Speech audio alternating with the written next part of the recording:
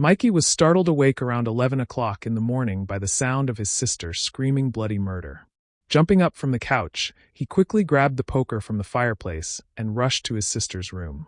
In the room, Paula thrashed around in the covers, a thick layer of sweat coating her entire body. "Just give him one more week," she pleaded, her arms flailing around. "Paula!" Mikey yelled. Still lost in dreamland, or more accurately, nightmare land, Paula continued thrashing around. Realizing that he probably wouldn't be able to get through to her, Mikey got onto the bed and pinned her down. Hopefully, restraining her would not only keep her from hurting him or herself, but maybe it would wake her as well. And sure enough, after a few more minutes of trying to fight him off, Paula's eyes shot open as she gasped for air. "It's okay. You were just having a bad dream," Mikey said. Sitting on the edge of her bed, Mikey pulled his sister into a seated position and into a hug. Paula wasn't used to this. Her father wasn't big on hugs, and with him being the only family she'd ever really been close to, she never grew up receiving hugs. So when her baby brother flung his arms around her, hugging her close, Paula didn't know what to do. "Oh, sorry," Mikey said, slowly pulling back. "No, it's okay. I just wasn't expecting that. Dad was never really a hugger," Paula said.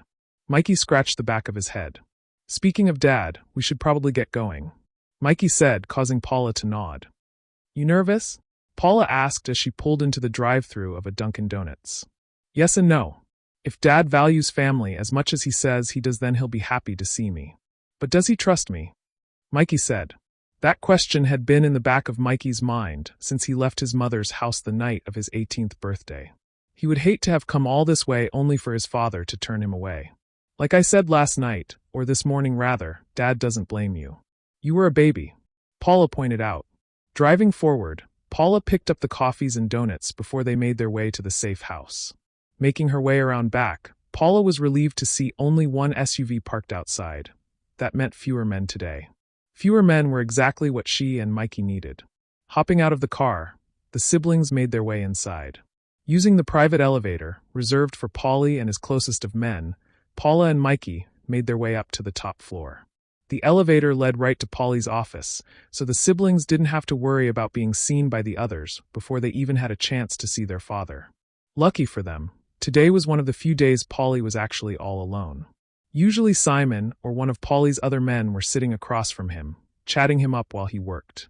"Hey kiddo, how'd you dash?" Pauly's sentence died on his tongue as he turned around and came face to face with the one person he thought he'd never see again. Pauly froze for a moment, causing Paula to look back and forth between her father and brother, confused. "Why is he looking at you like this? Is the first time he's seen you? Didn't he give you the code?" Paula said, looking back and forth between her brother and father. "Actually, I got it from Gus," Mikey said sheepishly. Paula whipped around and shot daggers at her father. "You gave Gus the code?" Paula yelled.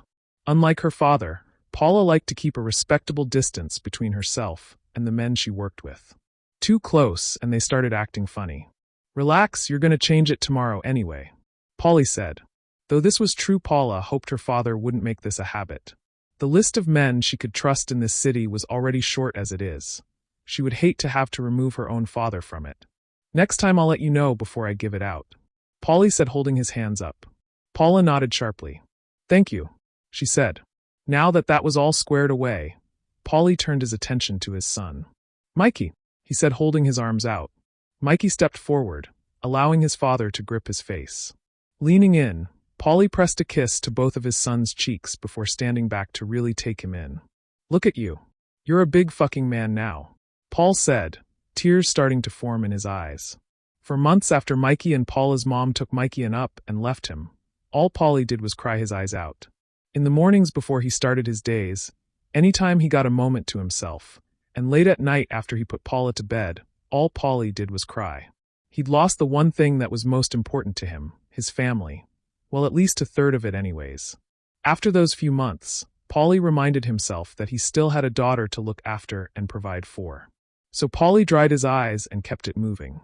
Soon the pain of his wife's betrayal became dull and didn't affect him as much. But not a day went by when he didn't think about his baby boy. "I'm sorry I never looked for you," Pauly said with watery eyes. "It's not like you could have called the cops," Mikey joked, trying to lighten up the mood. Pauly smiled at how understanding his son was. But that still didn't mean he didn't feel bad. Come sit. Tell me everything. How long are you in town for? Are you married? Any kids? Pauly asked as he closed the door and headed to his seat. Mikey laughed. No kids and no spouse. I do have my eye on this boy though, Mikey said timidly. The other night Paula and Mikey had talked extensively about how her coming out to their dad went. To Pauly, sexual orientation didn't matter. All he wanted were healthy and happy kids. Leaning back in his chair, Pauly's face fell, causing Mikey's stomach to twist. A boy? Pauly asked slowly. Mikey swallowed hard. Son that'll get you put in jail, Pauly said with a serious face. Mikey rolled his eyes as his father and sister began to laugh. I hate you, Mikey said with a laugh. Paula ordered them a late breakfast while Mikey caught his father up to speed on his life. Taking his sister's advice, Mikey skipped over much of the abuse he suffered at the hands of their mother and her friends. Telling their father about it would only send him out on a hunt for heads. Pauly called his secretary and informed her that he'd be spending the day with his children. And after lunch Pauly, Mikey, and Paula went for a drive where Pauly talked to Mikey about the family business. Thanks for listening. Don't forget to give this video a like and consider subscribing. For more LGBT stories, visit the royalbluenetwork.lgbt.